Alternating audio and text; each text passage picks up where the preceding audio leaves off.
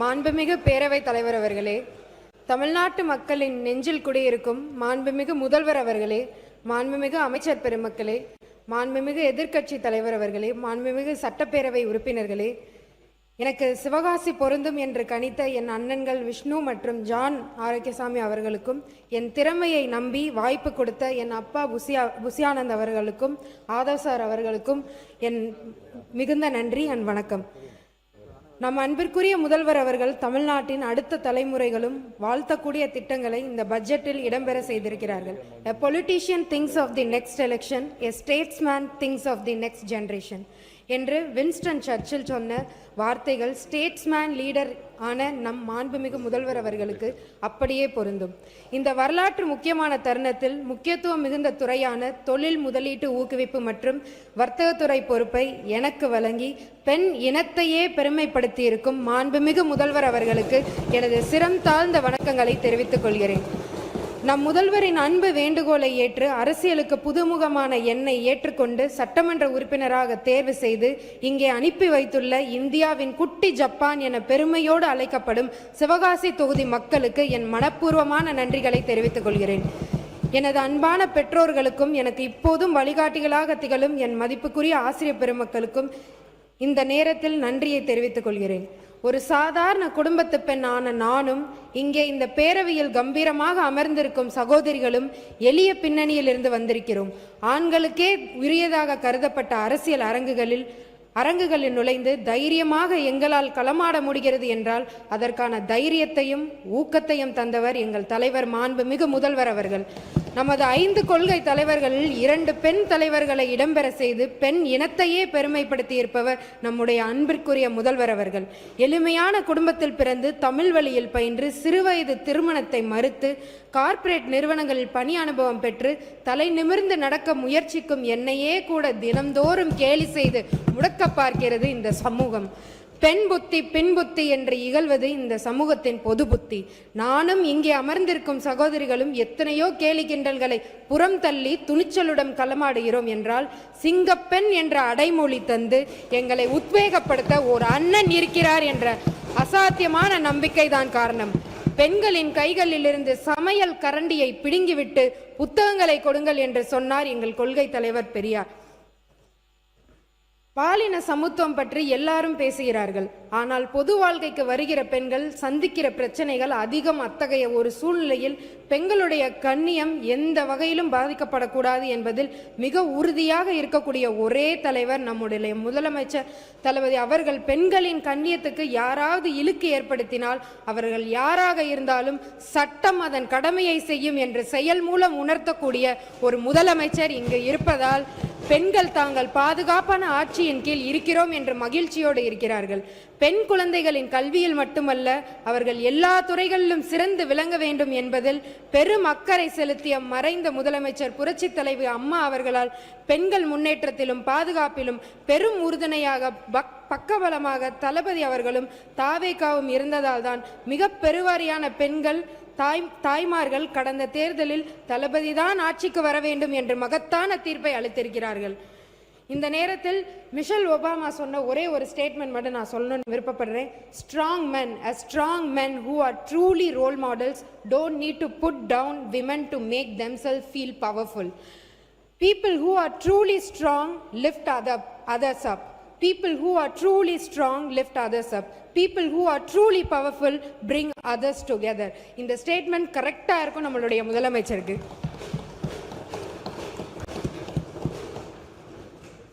இது மட்டும் அல்லாம நம்மளுடைய மாண்புமிகு முதலமைச்சர் வந்த உடனே காட்டன் இம்போர்ட் டியூட்டியை குறைச்சு தமிழகத்தில் பருத்தி உற்பத்தி பிற மாநிலங்களை ஒப்பிடுகையில் குறைவாகவும் அதன் நுகர்வு மிக அதிகமாகவும் உள்ளது. மேலும் பிற மாநிலங்களிலிருந்து பருத்தியை தமிழகத்திற்கு கொண்டு வருவதற்கு அதிகப்படியான போக்குவரத்து செலவு ஏற்படுவதால் போட்டி விலையில் பருத்தி கிடைப்பது தமிழக ஜவுளித்துறையின் வளர்ச்சிக்கு மிக அவசியமானதாகும். இந்த முக்கியத்துவத்தை உணர்ந்து தமிழக ஜவுளித்துறையின் நலனை கருத்தில் கொண்டு பருத்தி மீதான இறக்குமதி வரியை நீக்குமாறு மாண்புமிகு முதலமைச்சர் அவர்கள் உடனடியாக ஒன்றிய அரசுக்கு கடிதம் எழுதினார். அதன் தொடர்ச்சியாக ஒன்றிய அரசு ஜூன் 1 முதல் அக்டோபர் 31 வரை பருத்தி இறக்குமதிக்கான வரியிலிருந்து தற்காலிக விலக்கு அளித்துள்ளது. இந்த நடவடிக்கைக்காக மாண்புமிகு முதலமைச்சர் அவர்களுக்கு எங்களது மனமார்ந்த நன்றியை தெரிவித்துக் கொள்கிறோம். இதனால இந்த டெக்ஸ்டைல்ஸ் 10,000 முதல் 15,000 கோடி இதனால சேமிக்கப்படுறாங்க. இதுல இருந்து 10 லட்சம் பேர் வேலை வாய்ப்போட இன்னைக்கு இருந்துட்டு இருக்காங்க இந்த ஒரு அறிக்கையினால. நமது மாண்புமிகு முதல்வர் அவர்கள் மே 10, 2026 அன்று முதலமைச்சராக பதவியேற்றார்கள். அன்று முதல் சுமார் 100 நாட்களில் தொழில் முதலீடு மற்றும் வேலைவாய்ப்பு ஆகியவற்றில் பல்வேறு முன்னேற்றங்கள் சாதிக்கப்பட்டுள்ளன. இந்த சாதனைகளுக்கெல்லாம் ஒரு மணிமகுடமாக ஆகஸ்ட் 13, 2026 சென்னையில் நடைபெற்ற வெற்றி தமிழ்நாடு முதலீட்டாளர்கள் மாநாடு அமைந்தது. நமது முதல்வர் அவர்கள் பொறுப்பேற்றதிலிருந்து இதுவரை 104 நிறுவனங்களுடன் புரிந்துணர்வு ஒப்பந்தங்கள் கையெழுத்தாகி இருக்கின்றன. வெற்றி தமிழ்நாடு கான்க்ளேவ் எல்லாரும் ஒரு சின்ன அறையில் நடத்தப்பட்டது அப்படின்லாம் சொன்னாங்க. ஆனால் நான் ஒன்று சொல்லிக்கிறேன், 104 MOU நம்ம பண்ணியிருக்கோம். 1,02,514 கோடிக்கு பண்ணியிருக்கோம். 1,21,788 ஜாப் இன்னைக்கு கிடைச்சிருக்கு. வந்த 2 மாதத்தில் 7 MOU பண்ணியிருக்கோம். 35,000 கோடி இன்வெஸ்ட் பண்ணியிருக்காங்க. 14,790 ஜாப் கிடைச்சிருக்கு. இதன் மூலமாக நான் என்ன சொல்ல விரும்புகிறேன்னா, நிறைய பேர் இங்கே கேட்டாங்க என்ன நீங்கள் எதையுமே ரிலீஸ் பண்ணல அப்படின்னு சொல்லி. ஆனால் கைடன்ஸ் தமிழ்நாட்டிலேருந்து நம்ம பப்ளிக்காக லைவில் இது போய்கிட்டு தான் இருந்தது. எல்லா கம்பெனியும் என்ன ஏதுன்னு வெளியிட்டு தான் செஞ்சோம். அதையே நம்ம சட்டமன்ற உறுப்பினருக்கு தெரியல அப்படின்றது எனக்கு தெரியல. அதே மாதிரி வெற்றி மாநாட்டில் 97 MOUs சைன் பண்ணோம். கிரீன்ஃபீல்ட் ப்ரௌன்ஃபீல்டு அப்படின்னு 2 இருக்குது. கிரீன்ஃபீல்டு 55 பண்ணோம். 50 விரிவாக்க திட்டம். இதில் 8 திட்டங்கள் இது 2மே சேர்ந்து இருக்கு. அதே மாதிரி 25 புதிய நிறுவனங்கள் முதல் முறையாக தமிழ்நாட்டுக்கும் வந்திருக்கு. அதில் அல்ட்ரா வயலட் கிருஷ்ணகிரியில் அமைக்கிறாங்க. ஃபார்ச்சூன் 500 அப்படின்னு சொல்கிற தரவரிசையில் 292வது ரேங்க்ல இருக்கிற சூப்பர் மைக்ரோ அப்படின்ற 2 கம்பெனி புது கம்பெனி இங்கே வந்திருக்கு.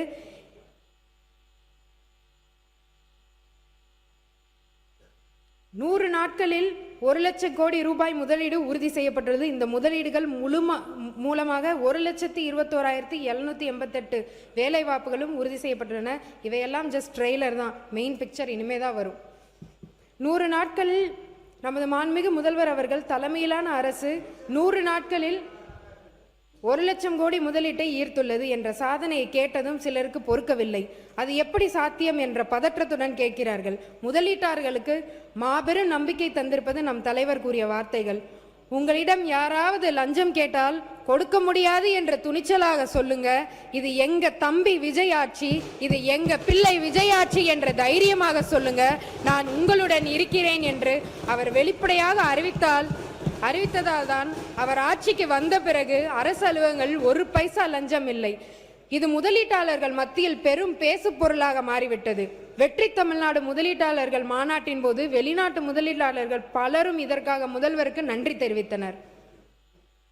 நம் அன்பிற்குரிய முதல்வர் அவர்கள் தமிழ்நாட்டின் வளர்ச்சிக்கான தொலைநோக்கு திட்டத்தை அறிவித்துள்ளார். அதன் அடிப்படையில் தமிழ்நாட்டின் தொழில் வளர்ச்சிக்காக புதிய தொழில் கொள்கையை அரசு இறுதி செய்து வருகிறது. செமிகண்டக்டர், செயற்கை நுண்ணறிவு, ஆளில்லா விமானங்கள், உணவு பதப்படுத்துதல், உயிரியல் மருந்துகள் உள்ளிட்ட 20 உயர் வாய்ப்பு துறைகள் அடையாளம் காணப்பட்டுள்ளன. FDI அந்நிய நேரடி முதலீடு. நம் அன்பிற்குரிய முதல்வர் அவர்களின் வழிகாட்டுதலின்படி அந்நிய நேரடி முதலீட்டை ஈர்ப்பதற்கான பணிகள் தீவிரப்படுத்தப்பட்டுள்ளன. 16 நாடுகளை சேர்ந்த மற்றும் வெளிநாட்டு தலைமையகங்களை கொண்ட 30 திட்டங்கள் இவற்றுள் மேற்கொள்ளப்பட்டு முதலீடு 22,268 கோடி அந்நிய நேரடி முதலீடுகள். இவை மொத்த முதலீடுகளில் 22% மேலும் 38,357 வேலை வாய்ப்புகள் உறுதி செய்யப்பட்டுள்ளன. முக்கிய நாடுகளை மட்டும் இங்கே குறிப்பிடுகிறேன். ஆஸ்திரேலியா 7,125 கோடி, ஜெர்மனி 4,400 கோடி, ஜப்பான் 2,651 கோடி, பிரான்ஸ் 2,021 கோடி, தென்கொரியா 6 திட்டங்கள், ஸ்ரீலங்கா 800 கோடி, 7,000 வேலை வாய்ப்புகள் ஜவுளித்துறையில்.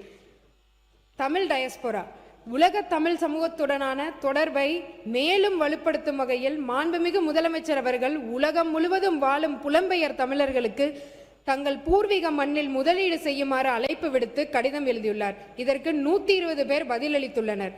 இதன் தொடர்ச்சியாக வெளிநாடுகளில் வாழும் தமிழர்களுக்கான முதலீட்டு ஊக்குவிப்பு பிரிவு வழிகாட்டி நிறுவனத்தின் கீழ் அமைக்கப்பட்டுள்ளது. வெளிநாட்டில் வாழும் தமிழர்கள் தமிழ்நாட்டில் முதலீடு செய்ய விரும்பும் போது ஒரே இடத்தில் சிங்கிள் பாயிண்ட் ஆஃப் கான்டாக்ட் உதவி உறுதி செய்யப்பட்டுள்ளது. இதுக்கு எக்ஸாம்பிள் தான் எம்பல் டெக்ஸ்டைல் பார்க் அப்படின்னு சொல்லி நம்ம அனௌன்ஸ் பண்ணோம். நம்ம ரீசன்ட் கான்க்ளேவ்ல 17 மேலேருந்து அவர் என் கூட கோஆர்டினேட் பண்ணி இன்னைக்கு அவங்களுக்கு லேண்டும் அலோகேட் பண்ணி எல்லா கன்வர்ஷன் ரேட்டும் இப்போ நம்ம இந்த 1 லட்சம் கோடியில் எல்லாரும் கேட்டீங்க இதை நீங்கள் எவ்வளோ தூரம் கிரவுண்ட் பண்ணுவீங்கன்னு சொல்லி. இன்னைக்கு வர கன்வர்ஷன் ரேட் 45%. நாங்கள் வந்த 100 நாட்களில் 45% கன்வர்ஷன் ரேட் காமிச்சிருக்கோம். இது மட்டும் அல்லாமல் எந்தெந்த துறைகளில் எத்தனை திட்டங்கள் கொண்டு வந்திருக்கோம். வாகனங்கள் மற்றும் மின்வாகனத்துறை 17 திட்டங்கள் 17,073 கோடி 14,977 ஜாப் கிடைச்சிருக்கு.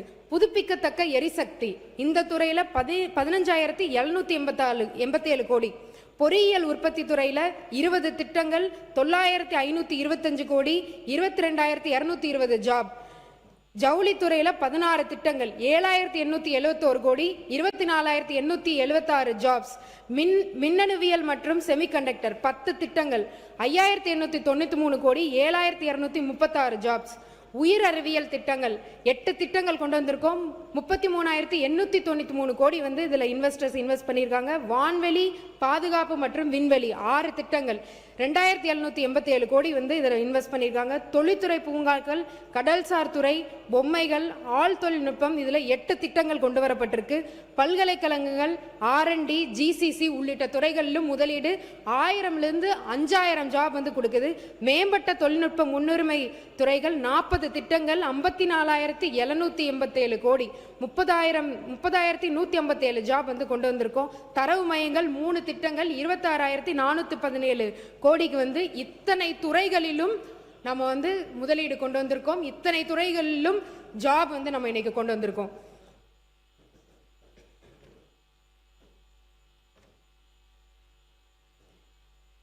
இங்க இருக்க சட்டமன்ற உறுப்பினர் கேட்டாரு ஆந்திராக்கு எல்லாமே போகுது அப்படின்னு சொல்லி. இது எப்படிப்பட்ட ஒரு நரேட்டிவ் என்றது எனக்கு தெரியவில்லை.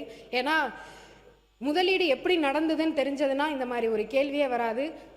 ஒரு பட்டனை தட்டின உடனே இன்னொரு ஸ்டேட்டுக்கு ஒன்றும் போகாது. MOU சைன் பண்ணுறதுக்கு முன்னாடி ஃபார் எக்ஸாம்பிள் நீங்களே ஒரு ரியல் எஸ்டேட் வாங்குறீங்கன்னா அந்த ரியல் எஸ்டேட் இடத்துக்கு பக்கத்தில் தண்ணி இருக்கா, இல்லை காலேஜ் இருக்கா, ஸ்கூல் இருக்கா, எல்லாத்தையும் செக் பண்ணி தான் வாங்குவீங்க. அதுக்கப்புறம் தான் எல்லாமே நடக்கும். அதே மாதிரி ஒரு MOU சைன் பண்ணணும்னா ஒரு இன்வெஸ்டர் அங்கே வாட்டர் இது இருக்கா, எலக்ட்ரிசிட்டி இருக்கா, இன்சென்டிவ் பேசணும், இதெல்லாம் பேசினதுக்கப்புறம் தான் அவங்க வேற இடத்துக்கு போகிறதா இங்கே இருக்கிறதான்னு முடிவு பண்ணுவாங்க. அது எப்படி 5 நாளில் ஆந்திராவுக்கு போக முடியும்? இந்த ஒரு பேசிக் அண்டர்ஸ்டாண்டிங் இருந்தால் மட்டும்தான் இந்த மாதிரியான ஒரு பொய் உண்மைக்கு புறம்பான ஒரு இதை சொல்லணும். கடந்த ஓரிரு மாதங்களாக இங்குள்ள முதலீட்டாளர்கள் வேறு மாநிலங்களுக்கு வெளியேறி செல்வதாக ஒரு வதந்தி திட்டமிட்டு பரப்பப்படுகிறது. பல்லாயிரம் கோடி முதலீடு செய்யும் எந்த ஒரு நிறுவனம் ஓரிரு வாரங்களில் அல்லது ஓரிரு மாதங்களில் திடீர் முடிவெடுத்து தங்கள் ஆலைகளை இடம் மாற்றிக்கொள்ள மாட்டார்கள் என்பது அடிப்படை அறிவுள்ள அனைவருக்கும் தெரியும். அப்படி ஓரிரு நிறுவனங்கள் இடம் மாறுவது என்பது அவர்கள் 6 மாதம் அல்லது ஓராண்டுக்கு முன் எடுத்த முடிவு. அதற்கு சான்றாக அப்போலோ டயர் ஆந்திர பிரதேசத்தில் உள்ள ஸ்ரீ சிட்டியில் ஏற்கனவே உள்ள தனது நிலத்தில் இந்த திட்டத்தை அமைக்கிறது. பிப்ரவரி 2026 தனது திட்டத்தை அறிவித்துள்ளது இந்த அரசு ஆட்சிக்கு வருவதற்கு முன்னர். ஆகவே இது எதுவும் புதிய விஷயம் அல்ல. ராயல் என்ஃபீல்ட் தமிழ்நாட்டில் ஏற்கனவே 4 ஆலைகளும் 1 R&D மையமும் நிறுவியுள்ளது. ஆந்திர பிரதேசத்தில் உள்ள திட்டம் இந்நிறுவனத்தின் 5வது திட்டமாகும். அக்டோபர் 2025ஆம் ஆண்டே இது தங்களின் முடிவாகும் என்று இந்நிறுவனம் தெரிவித்துள்ளது. இதற்கு பின்னர் செய்யாறு பகுதியில் தனது 4வது ஆலையை இந்நிறுவனம் தொடங்கியுள்ளது. இது நம் மீது அந்த நிறுவனம் கொண்டுள்ள நம்பிக்கையின் வெளிப்பாடாகும்.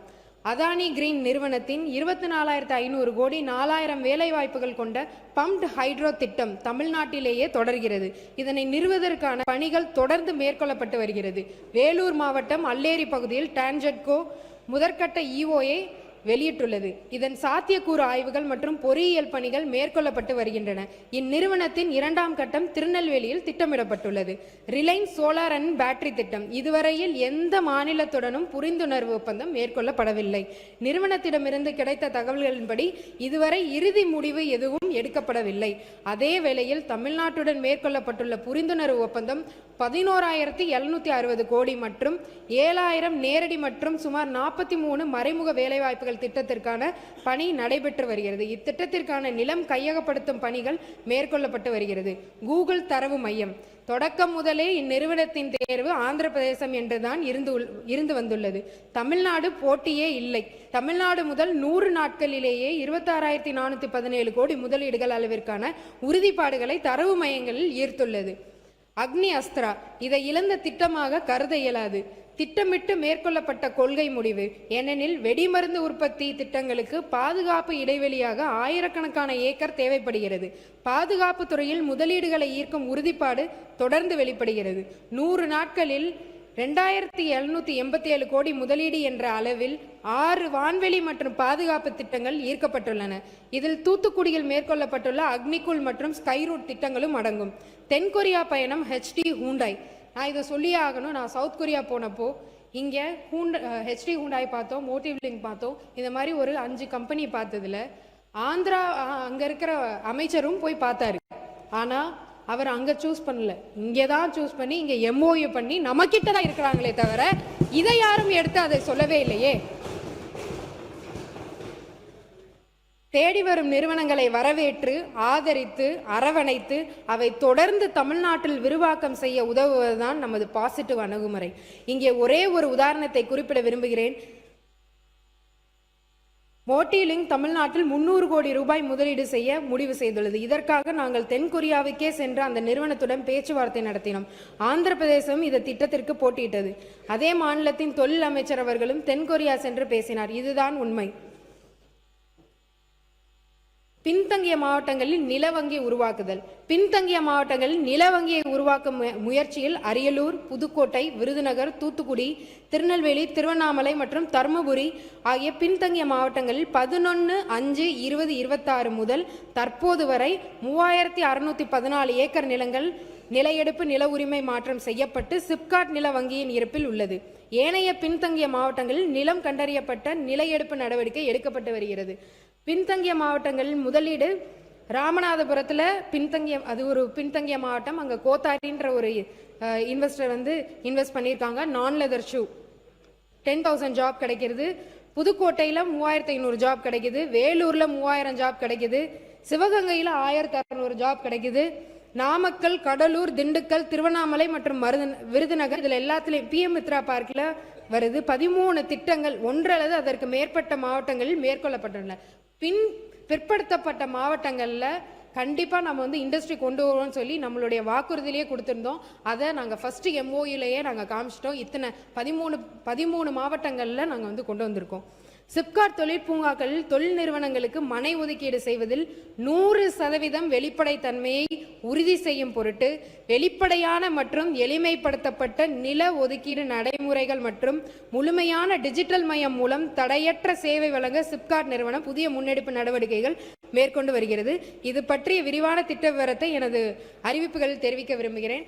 ஏன்னா இந்த இதில் தான் எவ்வளோ பெரிய ஒரு ஸ்கேம்னு சொல்லக்கூடாதுன்னு சொல்லுவீங்க, எவ்வளோ பெரிய நஷ்ட ஈடு நம்ம கவர்மெண்ட்டுக்கு நடந்ததுன்னு தெரியும். இதனால தான் முதலீட்டாளர்கள் இங்கிருந்து மகாராஷ்டிராவுக்கு போனாங்கன்னு அதிமுகலேயே முன்னாடி இதில் வாதாடி இருக்காங்க. அதனால் இதற்கான புதிய திட்டம் நான் கொண்டு வந்துட்டுருக்கோம். டிரான்ஸ்பரன்சி அப்படின்ற ஒரு ரீசனுக்காக தமிழ்நாட்டில் மொத்தம் உள்ள 54 சிப்காட் தொழில் பூங்காக்களில் அன்னைக்கு நான் பொட்டல் காடுன்னு ஒரு வார்த்தை சொன்னதுக்கு நிறையா பேர் எடுத்து பேசியிருந்தாங்க. அதுக்கான டேட்டாவை நான் சமர்ப்பிக்க விரும்புகிறேன். தமிழ்நாட்டில் மொத்தம் உள்ள 54 சிப்காட் தொழில் பூங்காக்களில் 8 தொழில் பூங்காக்களில் சாலை வசதிகள் இல்லை. 15 தொழில் பூங்காக்களில் நீர் வசதி இல்லை. 14 தொழில் பூங்காக்களில் துணை மின் நிலையம் இல்லை. இத்தனை இல்லைன்றப்போ இன்வெஸ்டர் எப்படி இங்கே ஒரு இன்வெஸ்ட் பண்ண முடியும்? ஒரு பேசிக் இன்ஃப்ராஸ்ட்ரக்சர் இல்லாத ஒரு சிப்காட்டை வச்சு ஏன் நீங்கள் இவ்வளோ நாள் நடத்துனீங்க? தீயணைப்பு நிலையங்கள் இல்லை. 47 தொழிற்பூங்காக்களில் சுகாதார மையங்கள் இல்லை. இது போன்று கட்டுமான இடைவெளியை குறைக்க துரித நடவடிக்கை மேற்கொள்ளப்பட்டு தொழில்துறையின் முன்னேற்றத்திற்கு இந்த அரசு வழிவகுக்கும். மேலும் பல்வேறு தொழிற்பூங்காக்களில் பணிபுரியும் மகளிர்களுக்கு தேவையான தங்குமிட வசதி படிப்படியாக அனைத்து தொழிற்பூங்காக்களிலும் ஏற்பாடு செய்யப்படும். மேலும் தமிழ்நாடு வாழ்விட மேம்பாடு கழகம் மூலம் கட்டி முடிக்கப்பட்டு பயன்பாடு இல்லாத 25,000 குடியிருப்புகளை தொழிற்பூங்காவில் உள்ள பணியாளர்கள் பயன்படுத்திக் கொள்ள நடவடிக்கை எடுக்க முயற்சிப்போம். தொழிற்சாலை விபத்துகளை குறைக்க தொழிற்பூங்காவில் உள்ள தொழில் நிறுவனம் மற்றும் ஏனைய பகுதிகளில் உள்ள தொழிற்பூங்காக்களின் பாதுகாப்பு செயல்பாடு நடவடிக்கைகளை கண்காணிக்க சிறப்பு முயற்சி எடுக்கப்பட உள்ளது. இதை பற்றி என்னுடைய அறிவிப்பில் நான் சொல்லிடுறேன். வெற்றி தமிழகம் தொலைநோக்கு திட்டம். மொத்தமுள்ள 436 வெற்றி தமிழகம் தொலைநோக்கு திட்டத்தில் தொழில்துறைக்கு மட்டும் 37 திட்டங்களை பிரத்யேகமாக வடிவமைத்து கொடுத்துள்ளார்கள். இத்திட்டத்தில் ஒட்டுமொத்த மாநிலத்திற்கான வளர்ச்சிக்காகவும் அதே போன்று ஒவ்வொரு மண்டலம் வாரியாக எடுக்கப்பட வேண்டிய முன்னெடுப்புகள் பற்றியும் விரிவாக திட்ட அறிக்கையில் நான் வெளியிடுகிறேன். இந்த அளவிற்கு தொழில் வளர்ச்சி தான் நாட்டின் இளைஞர்களின் நாட்டின் எதிர்காலம் என நன்கு அறிந்த நம் முதல்வர் தொழில் வளர்ச்சிக்கு முக்கியத்துவம் தந்து தொலைநோக்கு திட்டங்களை தந்துள்ள மாண்புமிகு தமிழ்நாடு முதலமைச்சர் அவர்களுக்கு மனமார்ந்த நன்றிகளை தெரிவித்துக் கொள்கிறேன். பாரத் பாவியா ஸ்கீம், அதாவது நாங்கள் ரீசெண்டாக ஒரு டெல்லியில் ஒரு கான்ஃபரன்ஸ் நடந்தது. அங்கே இவ்வளோ நாள் 9 வருடம் ஒரு இண்டஸ்ட்ரி காரிடோர் அது 9 வருடம் புறக்கணிக்கப்பட்டிருக்கு. ஒரு அரசியல் காரணங்களுக்காக அது ஏன் புறக்கணிக்கப்பட்டிருக்கு? நாம போய் அங்கே பார்க்கும்போது அதர் ஸ்டேட் எல்லாம் பில் பண்ணி அங்கே இன்வெஸ்ட்மெண்ட் கொண்டு பல விஷயங்களை முடிச்சு வச்சிருக்காங்க. ஆனால் இன்னைக்கு வேற நம்ம கிட்ட இண்டஸ்ட்ரியல் காரிடரே கிடையாது. அதனால கடந்த ஆகஸ்ட் 17ஆம் தேதி நான் மாண்புமிகு மத்திய நிதியமைச்சர் அவர்களை சந்தித்த போது சென்னை தூத்துக்குடி பெருவழித்தடத்தில் முன்னேற்றமில்லை என்று தெரிவித்தார்கள். இது குறித்து மாண்புமிகு தமிழ்நாடு முதலமைச்சர் அவர்களின் கவனத்திற்கு கொண்டு சென்று உரிய நடவடிக்கை எடுக்கப்படும் என்று நான் தெரிவித்திருந்தேன். மேலும் சென்னை திருவனந்தபுரம் பெருவழி தொழில்தடம் அமைப்பதற்கு தேவையான உதவிகளை கோரியுள்ளேன். மேலும் மாண்புமிகு மத்திய வணிகம் மற்றும் தொழில்துறை அமைச்சர் அவர்களை சந்தித்து பாவியா திட்டத்தில் உரிய பங்கினை வழங்க கோரிக்கை வைத்துள்ளேன். நாட்டில் உள்ள தொழிற்பூங்காக்களை ஊக்குவிக்கும் திட்டமான மத்திய அரசின் பாவியா என்னும் தொழிற்பூங்கா மேம்பாடு திட்டத்தின் கீழ் உடனடியாக தொழிற்பூங்கா அமைப்பதற்கு 7 இடங்களை தேர்வு செய்து அதற்கான முன்மொழிவுகளை சமர்ப்பித்து நாட்டிலேயே 3வது இடத்தை பிடித்துள்ளோம். ஓசூர் புதிய விமான நிலையம். ஓசூர் தொழில் நகரத்தின் பயணிகள் போக்குவரத்து மற்றும் தொழிற்சாலைகளின் சரக்கு தேவைகளை பூர்த்தி செய்ய புதிய விமான நிலையம் அமைக்க முயற்சிகள் மேற்கொள்ளப்பட்டுள்ளன. HAL மற்றும் இந்திய விமானப்படை கட்டுப்பாட்டில் உள்ள வான்வெளி காரணமாக பாதுகாப்புத்துறை அமைச்சகம் ஒப்புதல் வழங்கவில்லை. தமிழ்நாடு அரசு ஃபிளெக்சிபிள் யூஸ் ஆஃப் ஏர்ஸ்பேஸ் கொள்கையின் அடிப்படையில் HAL மற்றும் ஓசூர் ATC இடையே ஒருங்கிணைப்பு சாத்தியம் என வலியுறுத்தியுள்ளது. நிலம் கையகப்படுத்துவதற்கு மக்கள் எதிர்ப்பு தெரிவிப்பதால் நில எடுப்பினால் அப்பகுதி மக்கள் பாதிக்கப்படாதவாறு இத்திட்டத்தை செயல்படுத்த நடவடிக்கை மேற்கொள்ளப்படும். அதனால ஓசூர் ஏர்போர்ட் இருக்கு, கொஞ்சம் வெயிட் பண்ணி பாருங்க, நாங்கள் கண்டிப்பாக பண்ணி காமிக்கிறோம். வேலூர் விமான நிலையம் 51.89 ஏக்கர் நிலம் 2018 ஒப்படைக்கப்பட்டுள்ளது. அனைத்து உட்கட்டமைப்பு பணிகளும் முடிவடைந்துள்ளன. இந்த விமான நிலையம் கோட் 1B வகை 20 இருக்கைகள் வரை விமானங்களுக்கு ஏற்றது. மேலும் ஒரே நேரத்தில் 2 விமானங்களை கையாளும் திறன் கொண்டது. ராமநாதபுரம் பசுமை விமான நிலையம். சுற்றுலா மற்றும் பிராந்திய வளர்ச்சியை மேம்படுத்த ராமேஸ்வரத்திற்கு அருகில் புதிய விமான நிலையம் அமைக்க திட்டமிடப்பட்டுள்ளது. கும்பரம் மற்றும் மாணிக்கநேரி ஆகிய 2 இடங்களை ஏர்போர்ட் அத்தாரிட்டி ஆஃப் இந்தியா ஆய்வு செய்ததில் மாணிக்கநேரி 600 ஏக்கர் இடம் பொருத்தமானதாக தேர்வு செய்யப்பட்டுள்ளது. மத்திய அரசிற்கு ஒப்புதல் கோரி கருத்துரு அனுப்பப்பட்டு நிலம் கையகப்படுத்தும் பணிகள் தொடங்கப்பட்டுள்ளன. உளுந்தூர்பேட்டை விமான ஓடுதளத்தை மீண்டும் பயன்பாட்டிற்கு கொண்டு வர தமிழ்நாடு அரசின் நடவடிக்கை. உளுந்தூர்பேட்டையில் பயன்பாட்டில் இல்லாத விமான ஓடுதளத்தை மீண்டும் பயன்பாட்டிற்கு கொண்டு வந்து வான்வெளி ஆராய்ச்சி, விமான சோதனை மற்றும் திறன் மேம்பாட்டிற்கான வசதிகளை உருவாக்க தமிழ்நாடு அரசு நடவடிக்கை மேற்கொண்டு வருகிறது. இதற்காக டிட்கோ, IIT மெட்ராஸ் இணைந்து விமான சோதனை மையம் அமைக்க திட்டமிட்டு தேவையான நிலம் மற்றும் அனுமதிகள் தொடர்பாக ஒன்றிய பாதுகாப்பு அமைச்சகத்துடன் தமிழ்நாடு அரசு தொடர்ந்து ஒருங்கிணைத்து வருகிறது. வான்வெளி மற்றும் பாதுகாப்பு தொழில் உட்கட்டமைப்பு மேம்பாடு. சூலூர், கோயம்புத்தூர் மாவட்டம். தமிழ்நாடு பாதுகாப்பு தொழில் வழித்தடத்தின் முக்கிய மையமான கோயம்புத்தூர் மாவட்டத்தில் சூலூரில் வான்வெளி மற்றும் பாதுகாப்பு தொழில்களுக்கான சோதனை வசதிகளை மேம்படுத்த விமானப்படை நிலையத்தில் உள்ள 2.965 ஏக்கர் பாதுகாப்புத்துறை நிலத்தை பயன்படுத்த ஒன்றிய அரசிடம் தமிழ்நாடு அரசு அனுமதி கோரியுள்ளது. சுமார் 1000 கோடி முதலீடுகளை ஈர்க்கும் இத்திட்டத்தை விரைந்து செயல்படுத்த இந்திய விமானப்படை மற்றும் பாதுகாப்பு அமைச்சகத்துடன் தொடர்ந்து தமிழ்நாடு அரசு நடவடிக்கை மேற்கொண்டு வருகிறது. சோழாவரம் ஓடுதளத்தில் ஆளில்லா விமான இயக்க சோதனை வசதி. தமிழ்நாட்டின் ஆளில்லா விமான தொழில்நுட்ப வளர்ச்சியை வலுப்படுத்த வல்லம் வடகல் சோதனை மையத்திற்கு அருகிலுள்ள சோழவரம் பாதுகாப்பு துறை ஓடுதளத்தை மேம்படுத்தி மீடியம் ஆல்டிடியூட் லாங் என்டூரன்ஸ் மற்றும் ஹை ஆல்டிடியூட் லாங் என்டூரன்ஸ் வகை ஆளில்லா விமானங்களின் இயக்க சோதனைகளுக்கும் பயன்படுத்த தமிழ்நாடு அரசு முன்மொழிந்துள்ளது. இந்திய விமானப்படையின் தேவைகளுக்கும் பயன்படும் வகையில் இதனை பகிரப்பட்ட தேசிய கட்டமைப்பாக பயன்படுத்த ஒன்றிய பாதுகாப்பு அமைச்சகத்துடன் தொடர்ந்து நடவடிக்கை மேற்கொள்ளப்பட்டு வருகிறது. Micro tech park. டிட்கோ நிறுவனம் இளைஞர்களுக்கு ஒர்க் ஃப்ரம் ஹோம்டவுன் அனுபவத்தை வழங்கி அவர்கள் சொந்த ஊரிலேயே வேலைவாய்ப்பை பெறுவதற்கு வழிவகை செய்யும் விதமாக மாநிலத்தில் தேவையான இடங்களில் மைக்ரோ டெக் பார்க் நிறுவனம் அமைக்க நடவடிக்கை மேற்கொண்டு வருகிறது. இது நம்மளுடைய வெற்றி தமிழகம் விஷன் டாக்குமெண்ட்ல 25 மைக்ரோ டெக் பார்க் கொண்டு வருவோம் அப்படின்னு சொல்லி நம்ம அனௌன்ஸ் பண்ணியிருந்தோம்.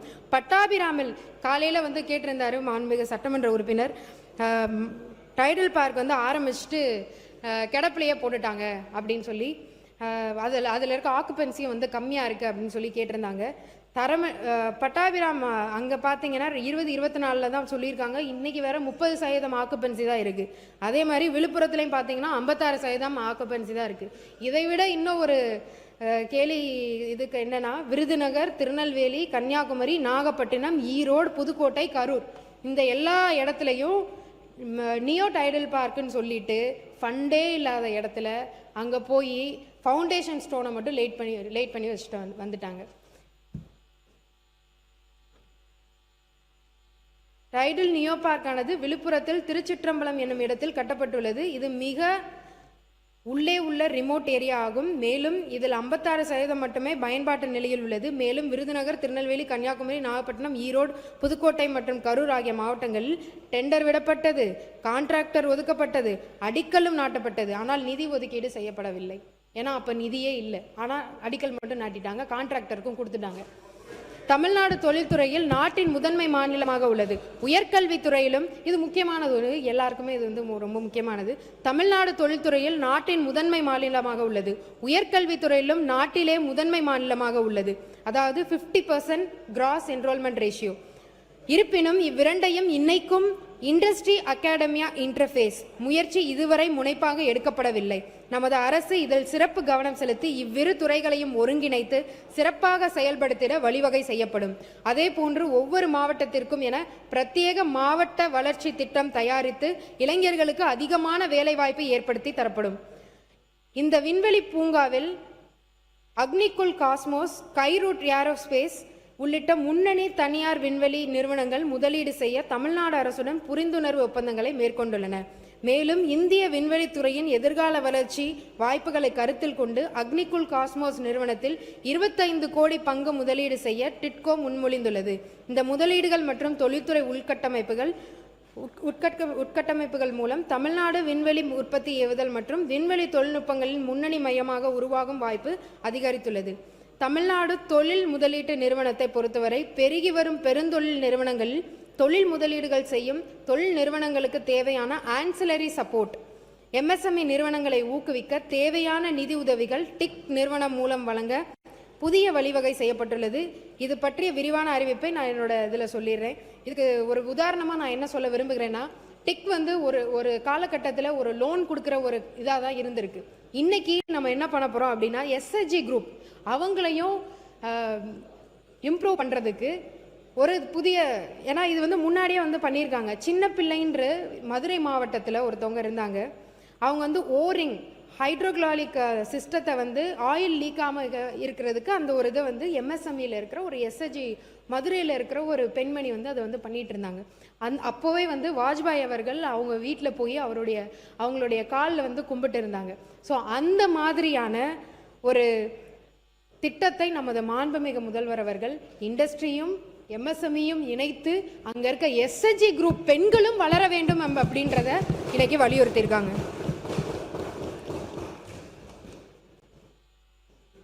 தமிழ்நாடு சிமெண்ட் நிறுவனத்தின் அரியலூர் ஆலையில் தற்போது கிளிங்கர் உற்பத்தி செய்வதற்கு நிலக்கரி எரிபொருளாக பயன்படுத்தப்படுகிறது.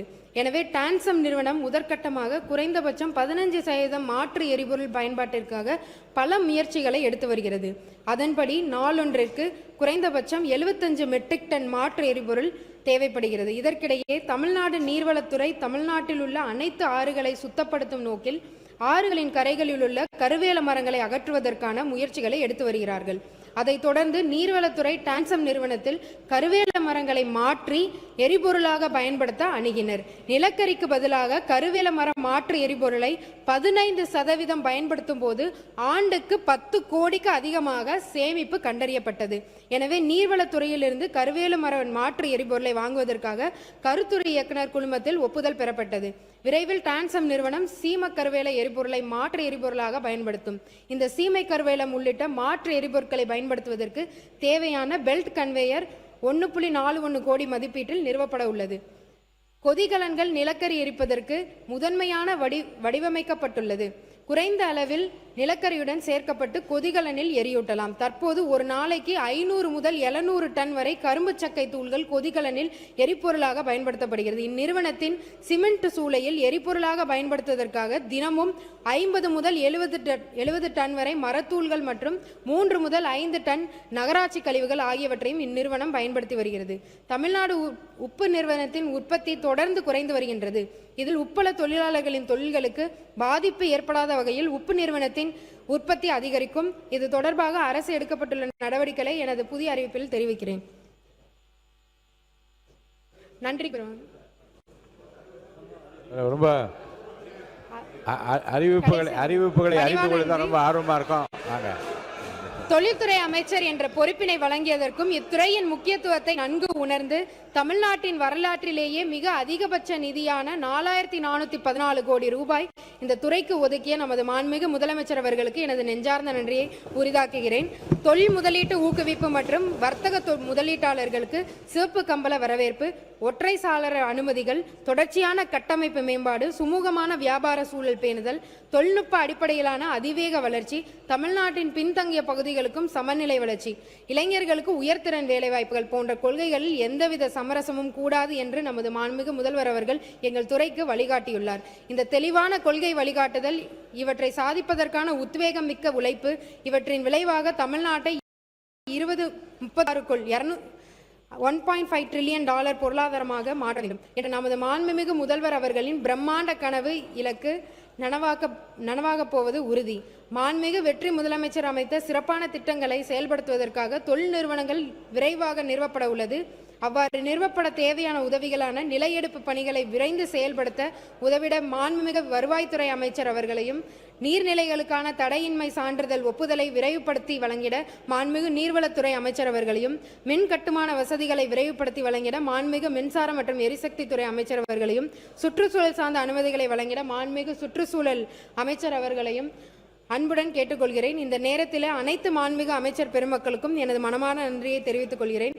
2026-2027 நிதி வரவு செலவு அறிக்கை மீதான மானிய கோரிக்கைகளும் இந்த துறையின் வளர்ச்சிக்காகவும் உதவிய தலைமை செயலாளர் திரு எம் சாய்குமார் அவர்கள், கூடுதல் தலைமை செயலாளர் திரு சித்திக் அவர்கள், தொழில் முதலீட்டு ஊக்குவிப்பு மற்றும் வர்த்தகத்துறையின் அரசு கூடுதல் தலைமை செயலாளர் எஸ் விஜயகுமார் அவர்களும், டிஎன்பிஎல்லின் தலைவர் மற்றும் மேலாண்மை இயக்குனர் திரு குமார் ஜெயந்த், டிக்கின் தலைவர் மேலாண்மை இயக்குனர் டி உதயச்சந்திரன் அவர்களும், டிஎன் சால்ட் தலைவர் மற்றும் மேலாண்மை இயக்குனர் திரு தேவ் ராஜ்தேவ் அவர்களும், டிட்கோ தலைவர் மற்றும் மேலாண்மை இயக்குனர் டி கார்த்திகேயன் அவர்களுக்கும், தொழில் முதலீட்டு ஊக்குவிப்பு மற்றும் வர்த்தகத்துறையின் அரசு சிறப்பு செயலாளர் கே விவேகானந்தன் அவர்களுக்கும், டான்சம் தலைவர் மற்றும் மேலாண்மை இயக்குனர் சந்திரகலா அவர்களுக்கும், சிப்காட் தலைவர் மற்றும் மேலாண்மை இயக்குனர் எஸ் ஏ ராமன் அவர்களுக்கும், கைடன்ஸ் தலைவர் மற்றும் மேலாண்மை இயக்குனர் தீபக் ஜேக்கப் அவர்களுக்கும், கைடன்ஸின் செயல் இயக்குனர் செல்வி பல்லவி அவர்களுக்கும், சிப்காட்டின் செயல் இயக்குனர் திருமதி கேத்ரின் அவர்களுக்கும், டிட்கோ செயல் இயக்குனர் வாகே சாகேத் பால்வத் ஆகியோருக்கும் மற்றும் அனைத்து அலுவலர்கள், பணியாளர்கள் அனைவருக்கும் இந்த நேரத்தில் இந்த அவையின் வாயிலாக எனது நன்றியை தெரிவித்துக் கொள்கிறேன். நன்றி, வணக்கம்.